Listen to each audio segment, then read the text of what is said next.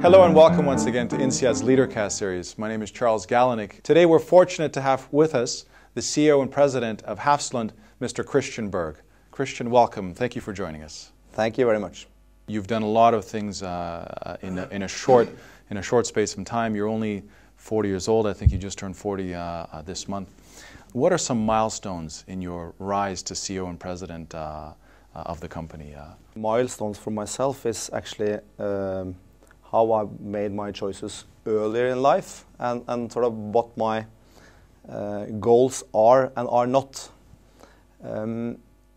For instance, it's not been my goal to become a CEO or CFO. It's been my goal, for instance, to do the job that I'm doing, whatever it is, as good as possible and better than whatever or whoever I can compare with. So I'm extremely competitive at sort of my level with whatever competitor, but I have a sort of a strong commitment to doing what I'm doing as good as possible, which in my view actually by coincidence or by someone watching you brings you to another level, hopefully. So why a utilities company then? Because I have to be a little bit provoking here. I think of a utilities company, you don't think of a highly competitive environment, especially Hafslund. It is sitting on a semi-monopoly, if not a monopoly, a hydroelectric power in Norway. It's a good business, it's doing well. You could easily just sit back, relax, allow the profits to come in like a cash cow and just leave it there. How has this competitive spirit of yours been seen within Hafslund? How have you pushed the company beyond just traditional utilities? No, I agree with sort of the definition of your definition of the traditional utility. It is being seen by customers and by investors as the safe, traditional, have always been there, will always be there, more or less as it has always been there in the future. And one of, I think, the major challenges for utilities today is actually take part of what is going to be the sort of, let's call it a new energy world. And it's the big chance for utilities to actually make a difference in a total other manner than they have been doing for centuries, actually. What triggered me for the utilities is actually a local sort of thing in Hafslund. Hafslund being a very old company, more than 110 years. It's one of the oldest in Norway. One of the oldest in Norway, but it has always been a company which has had a culture of doing something new. Yes, it has been the sort of traditional company, but it has done something new, almost even shocking to the society, being the first or building the largest hydropower plant in Europe in almost 100 years from now, before now.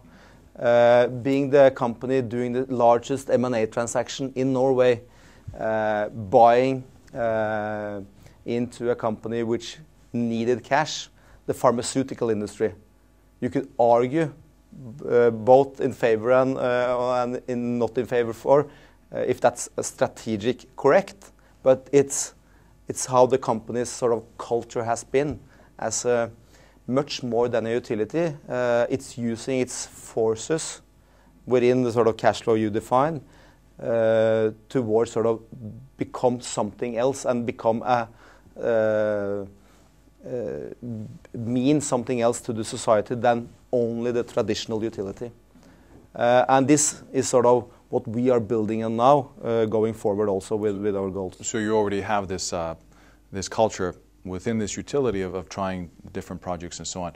How do you stop a cash-rich company from doing stupid things? Because there's lots of places for a company that has quite a bit of money, quite excellent cash flows, to throw them after different projects that go nowhere.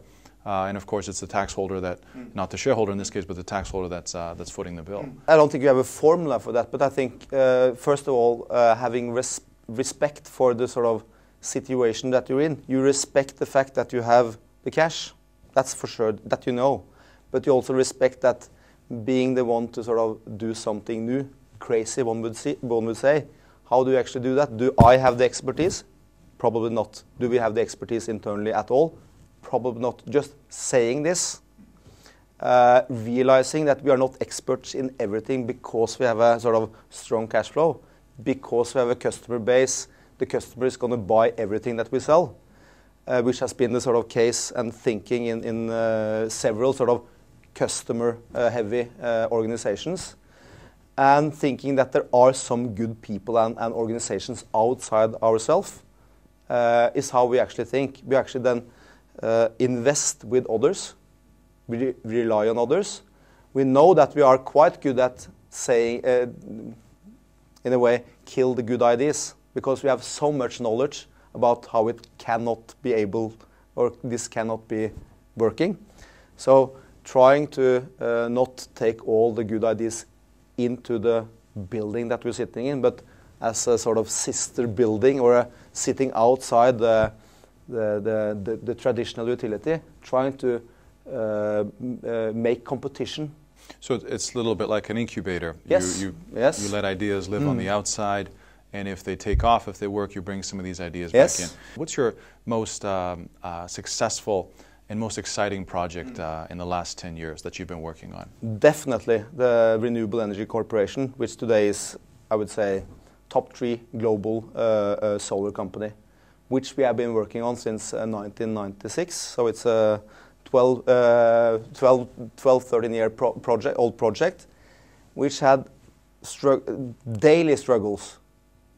As I'm saying in brackets, almost bankrupt once a year.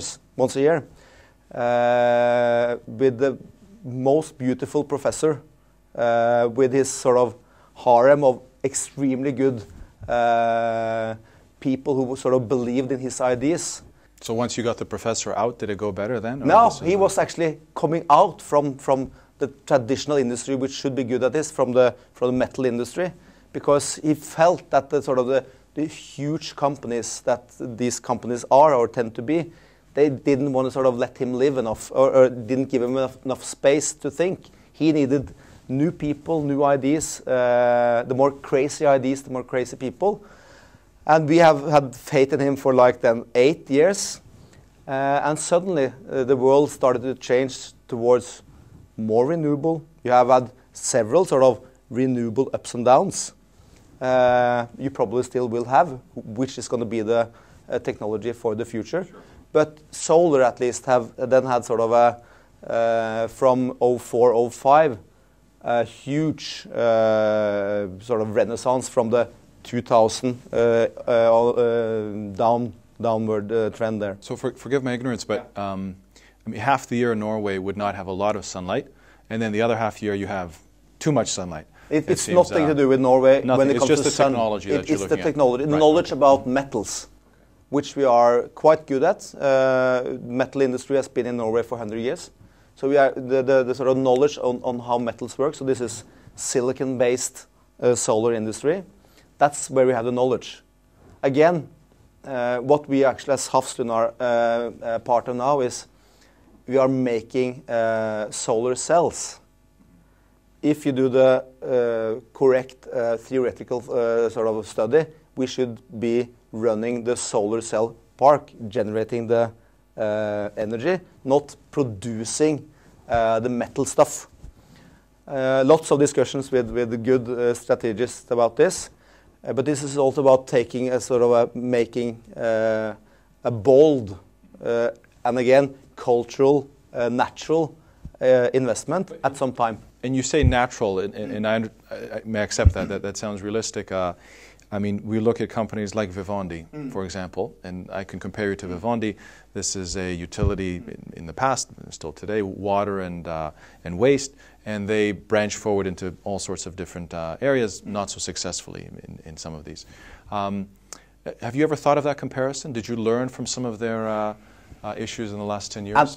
Not directly learn from it, but I think, again, as I said before, I think the most important part of it is actually finding that right professor. I'm not sure if they found the professor or they found 100 pages of sort of good solid theory on how they should do it, and sort of sat there around the table and decided this is what we're going to do, and our team here is going to do this, and our team there is going to do this. I don't know if they did it like that, but we don't think that's going to work. For our part, we think that if you're going to do some new things, then you must include the new people or the new ideas, because again, going back to traditional understanding of the utility, it's not so much about invention.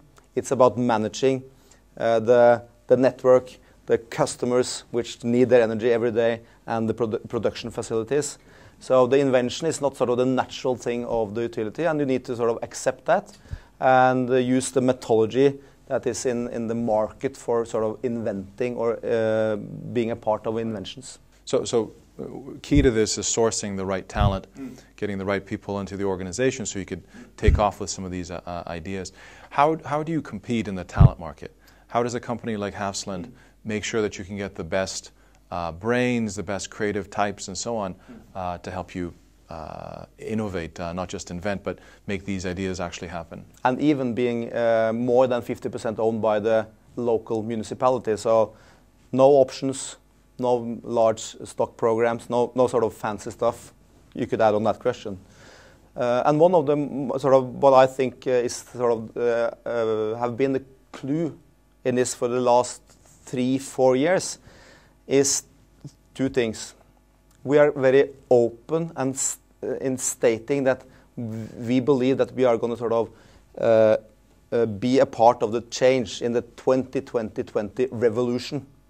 And we accept that revolution. We accept that that's going to be for sure. And we think, and we see now that's what actually talent or young people actually want to believe in and believe in. So you have a very clear mission for the company in actually doing it sounds like Barack Obama, but actually changing the energy sort of culture or the energy world, which is it's very sort of top of mind of almost anyone, at least the younger one. That combined with the sort of boldness of a company is kind of a very strong sort of statement when you are considering where you want to work. Is there a policy or a feature of your organization that you would say the young talent that we have today feel particularly and positively strongly about? They really like this aspect of the company. Is there anything that you do for them in terms of their development, let's say, that's quite unique and powerful and they get value from? What's important for us is sort of, we don't want to take off this earth with all this new stuff. We need to, again, accept that we are actually delivering energy and that our customer wants that 24/7. So it's important that sort of, that is the basis of the industry, of our industry, and they need to understand and acknowledge that that's what we are doing. It's not only fun stuff. Sure, it has to be safe, systematic. Yes, right. And that's again coming back to your definition of and the typical definition. We need to accept that that's very important in our sort of role in the society to actually deliver on that. But when you deliver on that, you can sort of get leverage on the new sort of, let's call it the energy revolution. That's when you're going to get society actually to believe in the fact that we as a company can contribute. We will have politicians knowing and understanding that we want to listen to Hafslund when they're talking. We get sort of acceptance from our customers and our local society, our owners, that this is something we want to contribute to. And as I'm saying, the 2020 statement, you could easily, if you wanted to disagree on that, say that I don't believe in this. CO2 is going to be considered something positive in 10 years from now. So this other company I'm talking about then could easily go in that direction. I would argue strongly that that company does not get as many good talented people as this company I'm describing now. Right, so you have the structural flexibility to go in different directions. Yeah. So how do you work on your own development as a leader?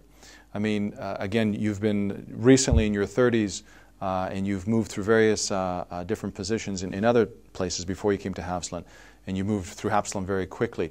Have you ever stopped and paused about your own leadership development? How do you renew yourself? How do you learn new things? This is one major challenge for me because, for instance, I like the dirty details of a business. Being CEO, I should probably not be too much involved in all the dirty details, but maintain the strategic view on the company and rely on all the system to handle the business. So one of my major challenges is actually remain myself, but still not be all over the company. My way of developing myself is actually interact with people, interact with older people, with the real knowledgeable. They don't need to be famous, but people with some kind of interest in me, in Hafslund, or in helping me or Hafslund, or discussion partners. Not very group-wise or something, or not very organized, but being involved with people, doing, as I said, having discussions with people helps me as a leader in listening to challenges others have had. Do you think the board, in your case, has been more influential, more of a resource than for older CEOs in the world? I would argue that the most important persons in the board for me in Hafslund is actually employee representatives, because they are the ones I meet outside the board more or less on a regular basis. They are the ones who have been there for the longest period, as long as I've been in the company. So they understand the company on the nitty-gritty level the best. Of course, I have discussions with the board as such, but that's more on a monthly, semi-monthly regularity. So the discussions with the employee representative is important for me, and might be a bit Scandinavian, Nordic type of interaction, but it really gives power to my leadership when you have those kinds of discussions and knowledge about their views. They get knowledge about your or my views, gives much power to the decision-making process, and also the board process in Hafslund. Any special hobbies or interests? Lots of special hobbies, and too little time with family, of course. Two small children, which I hope to spend even more time with in the future. But like to go skiing this time of year. I like I used to play much tennis when I was younger, but that's right. You're a European level player. Yes, I was traveling around playing tennis in all over Europe.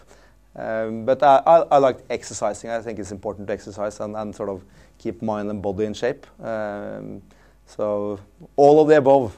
Great. Christian Berg, thank you very much for joining us. Thank you very much for letting me be here.